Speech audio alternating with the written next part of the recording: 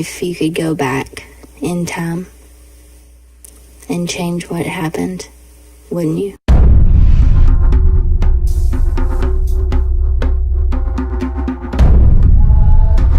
Water breaks and children are born.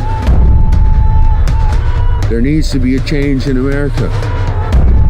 The government has stolen massive amounts of money from the Native people. They should be ashamed of themselves. They're forgetting that it's we the people, not we the government. And it's our right to stand up and say, we're not having it anymore. We stood together in many wars, fighting for those freedoms that people take for granted. Our blood is represented on in blood stripes in that flag. We the people, that's what the Constitution says, and that's the way it should be. America can be the country that the Founding Fathers dreamed of. This was a story that needed to be told.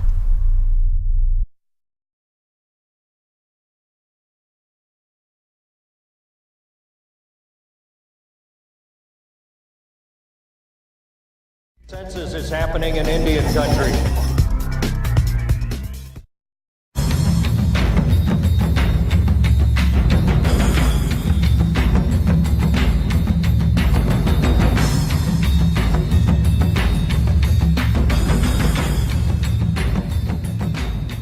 I was the immigration supervisor where I hired, trained, and fired every single individual that took the census for Rosebud and Pine Ridge. The 2010 Census, your new portrait of America. This is a fact. They sent us maps to Pine Ridge and Rosebud and all across South Dakota from the 1970s and 80s. The census is the cornerstone of American democracy, built into the Constitution to ensure equal representation in Congress. A lot has happened on the reservation since the 70s and 80s. Apartment complexes have gone up. Houses have been all boarded up on one side and 45 new ones over on this side of the road. Nothing had been changed. These are maps from the 70s and 80s. We, the people of the United States. The mandate for the census is right here. Just a few sentences into the Constitution. Representatives shall be apportioned among the several states, according to their respective numbers. Apportionment. The dividing of seats in the House of Representatives among the 50 states. The method of equal proportions. Don't worry about the math. The apportionment process ensures equal representation for all. You would have a block, and it would have House 1, 2, 3, and 4. As big as the missions that government gives you to do, we have to reach every single person, 300 million plus in the country. One is boarded up. Scratch that one out. Provide these rich profiles and portraits of the country. But between 1 and 2, there's 8 new houses. There's an apartment complex with 45 units. Every week when I turned in all of our cases, those gals in the office, they were giving me pats on the back. And they said, good job. You surveyed 99.9% of the homes on the Pine Ridge and Rosebud. And I whipped around and I said, what are you talking about? How could I go from 180% last week to 99.9% now? What happened to all the homes? They said to me, there was no way within the census software system to accept the additional homes. What? So none of them are in the U.S. Census of 2010. We're here today to do something that has only taken place 23 times in the nation's history. We are complying with Article 1, Section 2 of the U.S. Constitution, which mandates the actual enumeration of the population every 10 years, to use that count to determine representation in Congress, fairly and openly. None of them are in accordance with the law and fulfillment of a constitutional mandate, I delivered the 2010 census findings to the President of the United States.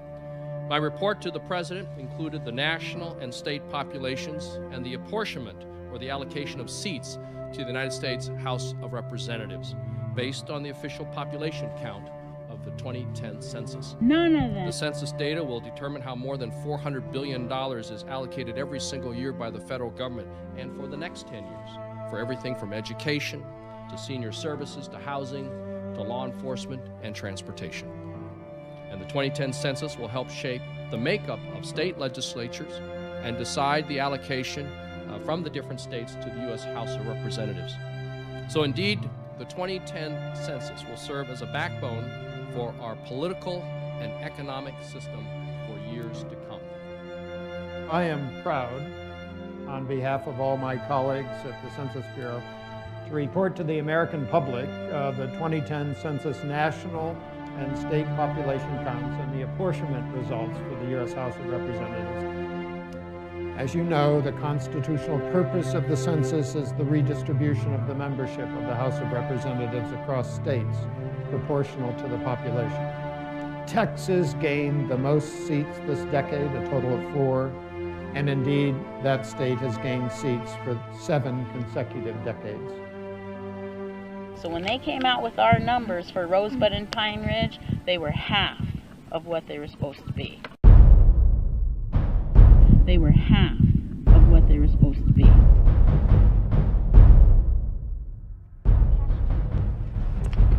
And that's a fact. And they do that on purpose because money is distributed to our tribes in a per capita basis. They were for education, housing, water, resources, all of these different things. The relationship between the mail return rate and the complete count is really quite a fuzzy one. They were half. The census, as much as we can know from our operations, is complete in all those. They were half. This is the big thing. This really begins a process that goes on for years. These population counts are used in a lot of public laws within urban areas, and DC is a beneficiary of that.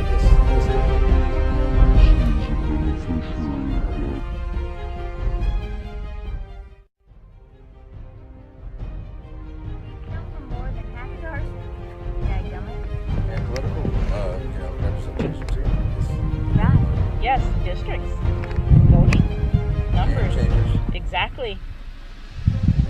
So how come everybody else in the state of South Dakota got good maps?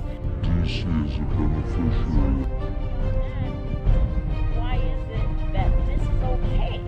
That the IRS hires people to develop software companies that can't even input information that I paid them as a taxpayer to input. It is not okay. That's not acceptable. And when I told those people that, they pretty much just shoved me out of the office, and they were going to hire me to go finish like Crow Creek because, man, I'm a mover and shaker. I was like, come on, people, we're hitting the ground. We're counting people, you know. And after I knew that, they were done with me. They did not rehire me.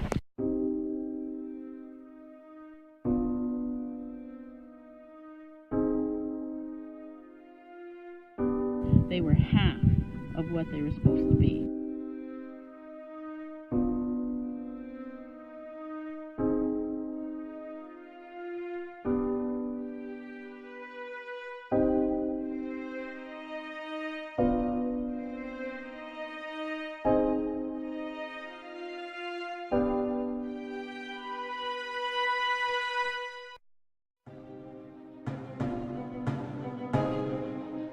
I am proud. They were half.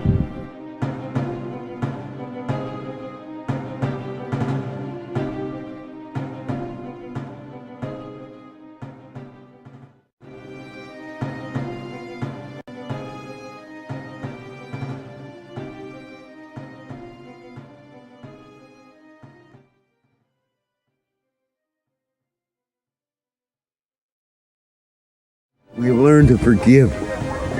We forgave America for the senseless slaughter. That chapter in America's rough history, the advent of man, yeah, it's unfortunate. I don't like what happened, but bottom line, I don't have the capacity to hate anybody for it. We stood together after we forgave America, and we fought in wars. Our blood is represented on blood stripes in that flag as American citizens. We stood together on many battles throughout the world, proving that America can be the country that the founding fathers dreamed of. There is no utopia. Man's been looking for that for centuries, but this is the best. This is as good as it gets in America. People standing together. The United States of America. We the people. That's what the Constitution says, and that's the way it should be. We put aside our differences. We put aside our hate. Yes, There's no perfect society. I wish there was. We have our social problems and we have our political corruption. But bottom line, all in all, as American citizens, we have stood together and proved to the rest of the world that we can live together in peace, we can live together in love and unity if we put aside this violent nature and that man has to kill one another. We're here praying. We're not here trying to mount a major native uprising in America. If there's any uprising, it's a peace uprising, a message of peace and a message of love, not hate. We stood together in many wars, fighting for those freedoms that people take for granted.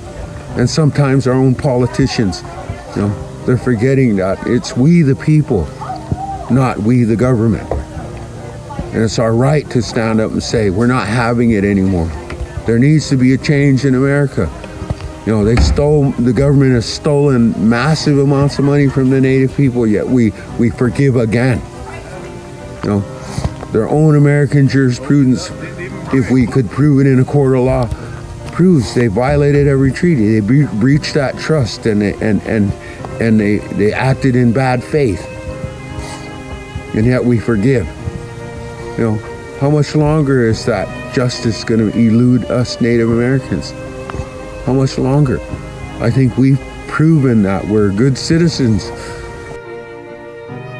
And Americans need to be aware of that. We're not here trying to surmount a uprising. We want the people in America to unite in peace and love and respect for one another and help one another. It's a shame in this country when good veterans die homeless. It is. My brother veterans are dying homeless in the streets. What does that say of American people? That's the gratitude we give men? That's the thanks they get for the sacrifice they made for the freedoms that we all take for granted. It's a shame. I'm tired of it. We have these problems. And Americans could help one another.